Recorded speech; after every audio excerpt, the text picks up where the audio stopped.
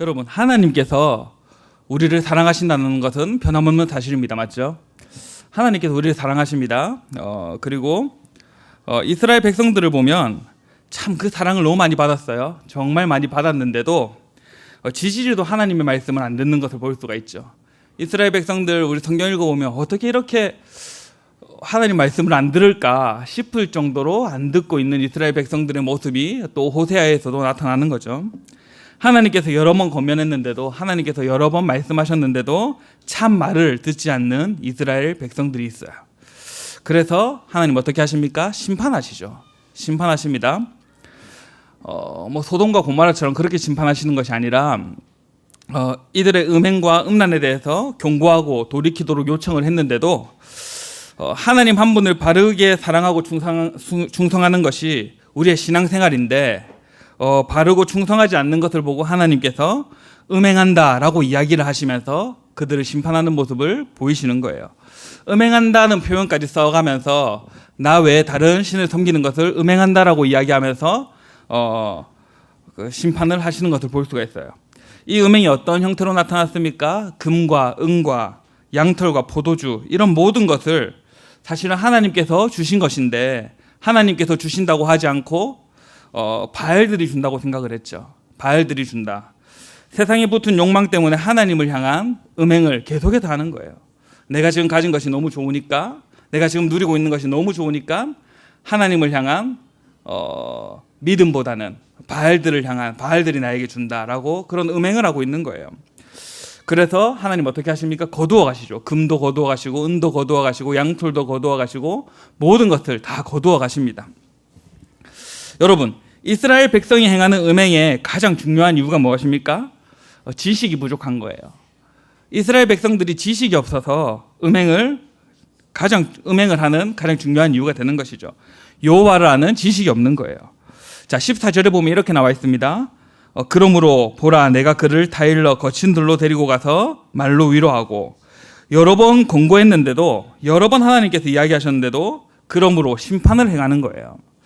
타일입니다. 말로 설득합니다. 이스라엘 백성이 돌아오도록 하나님께서 이 고난과 이 심판의 이스라엘 백성들을, 하나님의 사람들을 몰아넣는 거예요.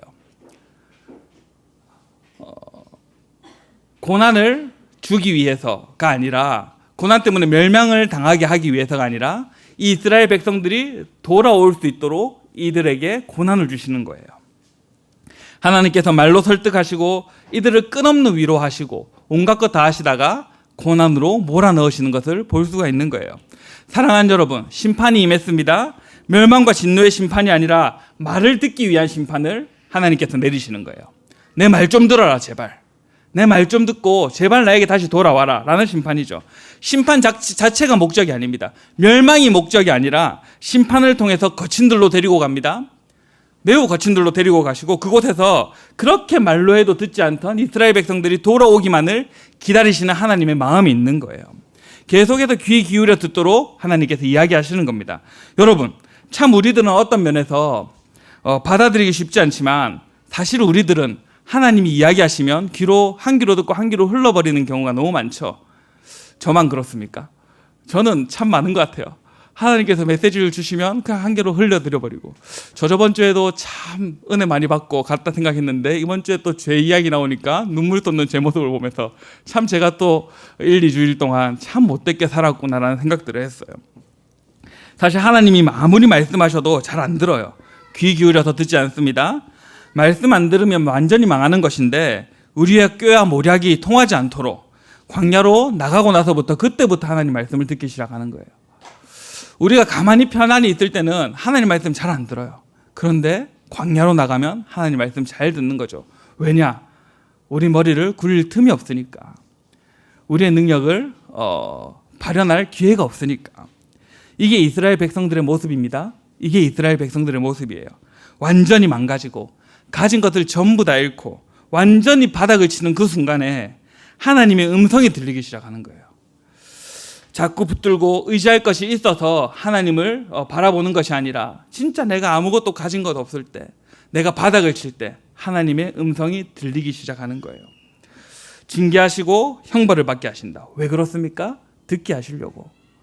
우리 보고 좀 들어라 이야기하시는 거죠. 사랑하는 여러분, 종종 사람들이 이런 말을 해요. 나는 고난이 없어도, 나는 힘든 일이 없어도 하나님 잘 믿을 수 있어. 하지만 그렇게 살 수 있는 것 같지만 또 그렇지 않을 때가 많이 있죠. 그렇죠? 우리는 절대 그런 자들이 아닙니다. 속으면 안 돼요, 자신에게. 나는 나에게 힘든 일이 없어도 하나님 잘 믿을 수 있어 라고 그렇게 속으면 안 돼요. 우리는 진짜로 힘든 일이 있어야 하나님 잘 믿어요.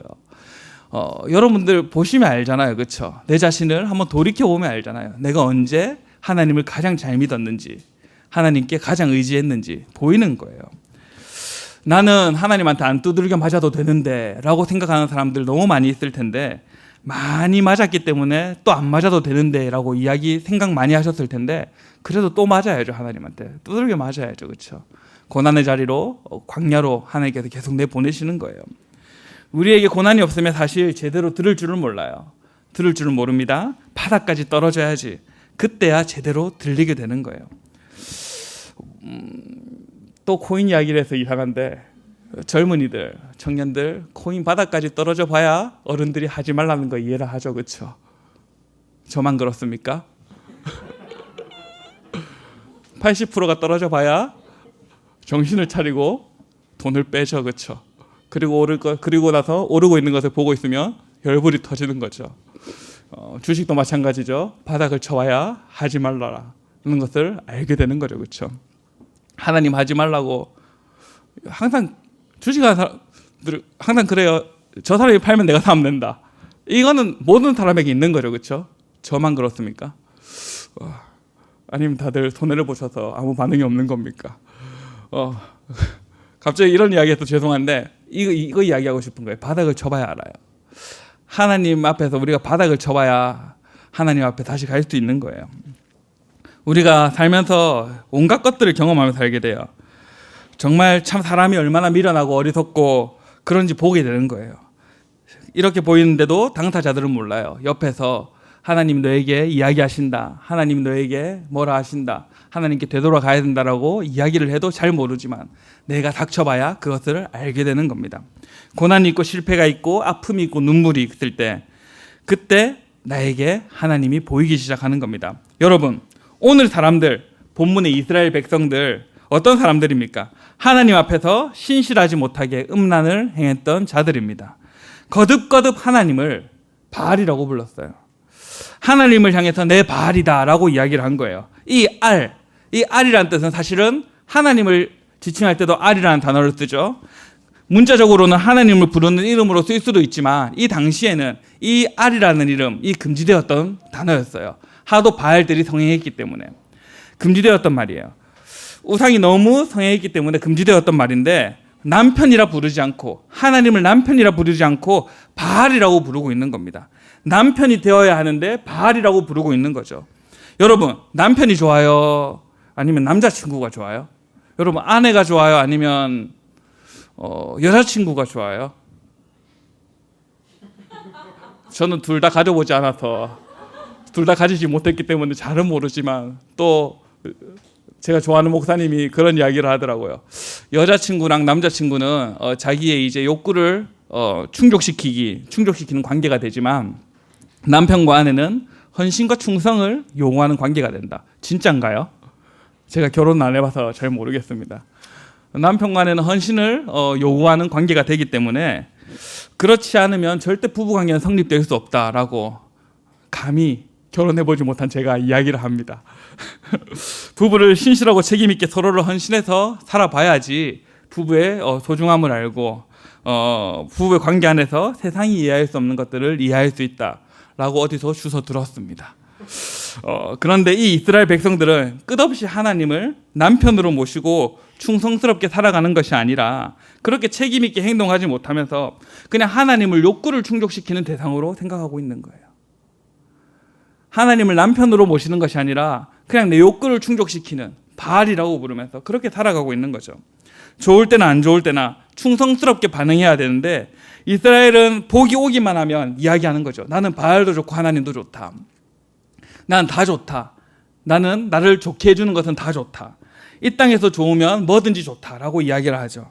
여러분, 하나님께서 이 이스라엘, 이 패역한 이스라엘을 거친 들로 데리고 갑니다. 그리고 그 자리에서 설득하십니다. 위로하십니다. 고난을 통해서 어느 자리로 가야 하는지 알려주시는 거예요. 우리 삶에도 오는 이 거친 들은 고통과 아픔이면 틀림없지만 그럼에도 불구하고 하나님의 사람으로 반드시 통과해야 되는 기준이 있는 거죠. 여러분, 하나님께서는 절대 언약 백성을 버리지 않으세요. 아멘. 하나님께서는 징계를 하십니다. 매를 드십니다. 고통 속으로 몰아가기도 합니다. 광야로 내몰기도 하지만 깨닫고 돌이키게 하시는 분이 또 하나님이신 거예요. 저주나 심판을 주시는 분이 아니십니다. 축복을 주시기 위해서 우리를 몰고 가시는 분이 하나님이신 거죠. 여러분, 하나님께서는 심판을 하세요. 심판을 선언하시고 심판을 우리에게 주기로 생각하시고 그 심판의 자리에서 하나님께서 우리에게 주시는 것, 회복을 약속하시는 거죠. 그렇죠? 우리가 심판을 받으면 심판으로 멸망하는 것이 아니라 하나님께서 우리에게 회복을 약속하시는 거예요. 우리를 광야로 몰고 가면 광야에서 끝나는 것이 아니라 너 그냥 거기서 죽어라고 하는 것이 아니라 그 안에서 회복을 우리에게 약속하시는 분이 바로 하나님이시라는 거예요. 저주하시는 분이 아닙니다. 축복을 주시는 분이 하나님이신 거예요.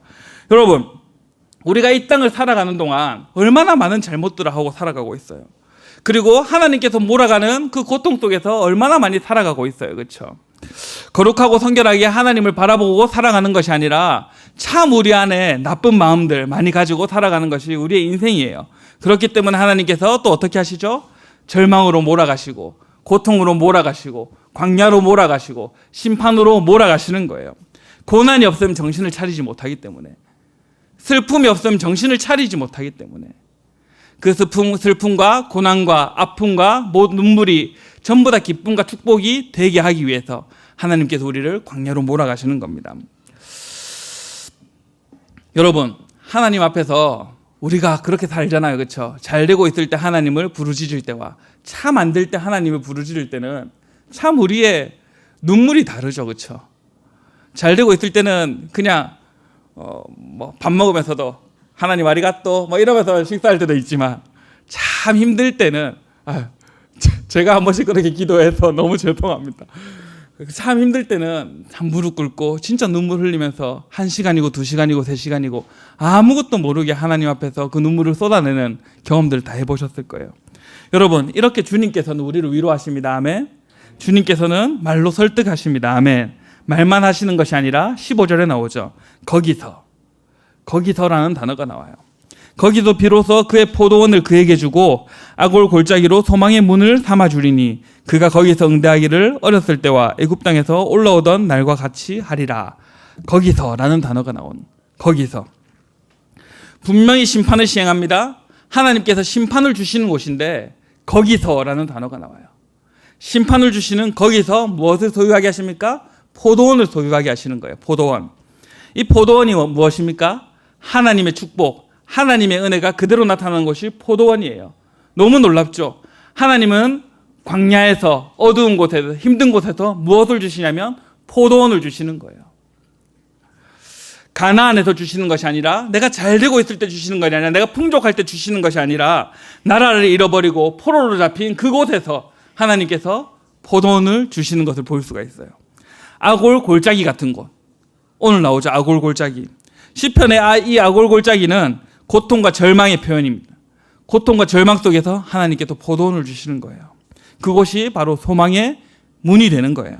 절대 장소의 문제가 아닙니다. 오늘 집사님 하셨던 찬양처럼 그 어디나 하늘나라. 주가 계신 그곳이 하늘나라라는 거죠. 그곳이 아골 골짜기라도, 그곳이 광야라도, 거기에 슬픔이 있더라도, 거기에 아픔이 있더라도, 하나님께서 광야로 아무리 몰아가시더라도 그곳이 바로 하늘나라인 거예요. 아멘. 장소가 절대 문제가 아니에요. 하나님께서 함께 하시는 곳, 그곳이 하늘나라예요. 하나님께서 위로 주시는 곳, 그곳이 바로 하늘나라인 거예요. 내가 지금 있는 그 자리가, 그곳이 바로 하늘나라라는 거죠. 아골 골짜기 같은 곳인데도 말씀이 들립니다. 하나님께서 함께 계신다는 것이 확연하게 들리는 거예요. 그 순간부터 아골 골짜기가 아니라 광야의 자리가 고통의 자리가 아니라 소망의 자리로, 소망의 문으로 바뀌어가는 역사를 느끼게 되는 거예요. 하나님이 함께 계시기 때문에. 기쁨은 그냥 있을 때 기쁨이 아니라, 우리가 물질이 너무 풍족해서 우리가 많은 것을 가져서 기쁨이 있는 것이 아니라, 하나님이 함께 계실 때 기쁨이 있는 거예요. 하나님께서 우리의 소망이 되실 때 기쁨이 되는 겁니다. 하나님께서 우리의 기쁨이 되실 때 그것이 바로 기쁨이 되는 거예요. 하나님께서 끊임없이 우리를 설득하시고, 하나님께서 끊임없이 우리를 위로하시고, 하나님께서 끊임없이 자기의 백성으로 부르실 때, 그때 바로 기쁨이 되는 거예요. 절대 환경의 문제가 아니에요. 우리가 세상을 살아가는 동안에 몸담고 있는 이 세상의 가치관은 계속해서 돈을 쫓게 하고, 계속해서 물질을 쫓게 하고, 계속해서 높은 것을 쫓게 하고, 계속해서 위대한 것을 쫓게 하는데, 하나님은 그런 가치를 이야기하지 않으셨죠. 돈, 조건, 만남, 이런 전부가 우리를 행복하게 하는 것에 동의하지 않으시고, 그것이 우리의 행복의 모든 것을 좌지우지한다라고 이야기하지 않으시고, 어떤 장소에 있던, 어떤 골짜기에 있던 하나님께서 우리와 함께 하실 때 그것이 소망의 문이 되는 거예요. 하나님의 말씀이 들리고 영혼이 위로받을 때 그것이 소망의 장소가 되는 거예요. 절대 안락과 평안에 넘어가서는 안 됩니다. 보세요. 얼마나 세상이 발전했어요. 그렇죠? 핸드폰 하나로 모든 것을 할 수 있고, 우리 초등학교 6학년 때만 해도 이 핸드폰으로 인터넷이 될 거다 했을 때 엄청 놀랐었는데, 이제는 이런 말 너무 늙어 보이나요? 너무 꼰대 같아 보이나요? 뭐 그랬던 시절이 있는데, 이제는 진짜 모든 것이 다 되는 시대예요. 그렇죠? 아무것도 안 되는 것이 없어요. 그런데 질병 하나 때문에 세상이 무너져요. 모든 것이 가능할 것 같았는데 질병 하나 때문에 세상이 무너지는 것을 볼 수가 있죠. 모든 것을 창조해낼 수 있었을 것 같은데 희한하게 질병 하나 때문에 그 모든 창조가 무너지는 것 같은 현상을 겪게 되는 거예요. 여러분, 정말 기쁨은 세상에 있는 것이 아니라 하나님의 위로가 있을 때 기쁨이 있는 거예요. 하나님의 말씀이 들려지고 위로가 있는, 그 임재가 있는 곳에서 정말 위로가 있고 소망이 있고 기쁨이 있는 겁니다. 모두가 겪는 똑같은 악올 골짜기예요. 고통과 해골과 눈물과 슬픔의 비참의 장소인 그 악올 골짜기가 소망의 문으로 바뀌는 것, 하나님의 임재 안에서 가능한 겁니다. 성도는 이런 면에서 절대로 낙심하지 않습니다. 여러분, 성도의 삶에 낙심스러운 문제가 없는 게 아니에요. 그렇죠? 우리가 세상을 살아가면서, 성도가 살아가면서 낙심되지 않는 일만 있는 것은 아니에요. 항상 낙심이 있고 고난이 있고 아픔이 있고 고통과 수고가 없다는 것이 아닌데, 슬픔과 눈물이 없다는 것이 아닌데, 어떤 자리에서도 성도들은, 어떤 그 자리에서 성도들은, 어떤 슬픔과 아픔과 눈물이 있는 그 장소에서도 성도들은 하나님께서 찾아오시면, 하나님께서 말씀으로 찾아오시면 살아날 줄을 믿기 때문에 우리에게 무엇이 없습니까? 낙심하는 것이 없는 거예요. 절대로 낙심하는 것이 없는 거예요. 여러분, 하나님이 거하시고 임재하는 곳, 오늘 이거 한 12번 정도 이야기하는데, 하나님이 거하시고 임재하는 그곳에 소망이 있는 겁니다. 아멘. 자, 이제 그 다음으로 넘어가서 19절, 20절을 한번 보도록 하겠습니다. 우리 함께 한번 읽어볼까요? 19절, 20절을. 제가 읽어볼게요. 내가 내게 장가들어 영원히 살되 공의와 정의와 은총과 긍휼이 여김으로 내게 장가들며 진실함으로 내게 장가들리니 내가 여호와를 알리라. 여러분, 하나님께서 거친들의 이스라엘을 찾아가셔서 이렇게 이야기하시는 거예요. 내가 내게 장가들어, 그리고 내게 또 장가들며, 그리고 진실함으로 내게 장가들리니. 19절 20절에만 장가든다, 하나님이 우리에게 장가든다라는 말이 3번이나 나오는 거예요. 여러분, 내가 너에게 장가들겠다라고 이야기하는 거죠. 하나님께서 백성을 찾으셔서 이렇게 이야기하셔요. 너의 죄를 다 씻어주마. 하지만 그보다 더 큰 것, 장가들겠다라고 이야기하시는 거예요. 하나님께서 죄를 다 씻어주마, 거기서 그치는 것이 아니라 내가 너에게 장가들겠다라고 이야기하는 것, 이게 정말 큰 은혜예요. 뭐냐면 아까 계속 음행에 대한 이야기를 했어요. 이스라엘 백성들이 다른 신들을 섬기는 것, 그것을 보고 음행이라고 이야기했고 음란이라고 이야기했어요. 그런데 그 음란을 취했던 이스라엘 백성들에게 하나님이 어떻게 하신다고요? 장가들겠다고 하시는 거예요. 음행을 했던 그 이스라엘 백성, 하나님을 바라보지 않고 다른 신들을 바라봤던 그 이스라엘 백성에게 뭐라고 하냐면, 내가 널 용서해 줄게가 아니에요. 내가 너의 죄를 용서해 주고 너를 깨끗하게 씻어 줄게, 이것으로 끝나는 것이 아니라 내가 너에게 장가들겠다라고 이야기하는 거예요. 고멜과 같은 음란한 여자인데 그 여자에게 찾아가서 장가들겠다 이야기하는 거예요. 그것이 바로 은혜인 거예요. 아멘. 그것이 바로 구원인 거예요. 구원은 그냥 하나님께서 내 죄를 사해 주셨어, 내 너무 기뻐, 이것으로 끝나는 게 구원이 아니죠. 하나님께서 나에게 장가 드는 것, 내가 하나님께 시집 가는 것, 그것이 바로 구원의 가장 큰 요소예요. 이것이 없으면 안 돼요. 그냥 죄를 씻겨주셨다, 이것으로 끝나는 것이 아니라 하나님과 한 몸 되었다, 이것이 중요한 거예요. 죄가 다 씻어지고 다시 관계가 회복되고 자녀가 될 뿐만이 아니라 신부로 다시 결혼하게 되는 것, 이것까지가 구원의 큰 그림인 거죠. 이것까지가 은혜의 큰 그림인 거죠. 한 몸 되는 것, 다른 두 남녀가 만나서 한 몸 되는 것처럼 이 음란한 이스라엘을 찾아오셔가지고 내가 너에게 장가가겠다라고 이야기하는 것, 그것을 이야기하실 때 결혼을 통해서 하나님의 종기로 내가 깨끗하게 되는 것, 음란을 품었고 음행을 품었고 다른 신들을 섬기고 그렇게 살아왔는데 하나님께서 장가들겠다, 이제 다시는 다른 신을 보지 마라, 나와 한 몸 되는 것이다, 나와 함께 하자라고 이야기하는 것, 그것이 바로 장가들겠다라는 거죠. 그것이 바로 구원인 거죠. 오늘 사랑하는 여러분, 결혼은, 구원은 여러분과 저를 하나님의 신부가 되게 하고 그분과 연합 안에서 하나가 되게 하는 것이고 연합 안으로 들어가게 하시는 것, 그게 바로 장가드는 것, 구원이라는 거예요. 그냥 예수 믿는 사람으로 끝난다 이게 아니라 그분에게 시집 가는 것. 그리고 여러분, 제일 마지막으로 중요한 것이 있어요. 이 관계가 어떻게 적용됩니까? 22절을 제가 한번 읽어보겠습니다. 내가 나를 위하여 그를 이 땅에 심고 긍휼히 여김을 받지 못하던 자들을 긍휼히 여기며 내 백성이 아니었던 자에게 향하여 이르기를 너는 내 백성이라 하리니 그들은 이르기를 주는 내 하나님이시라 하리라 하시니라 라고 이야기하고 있어요.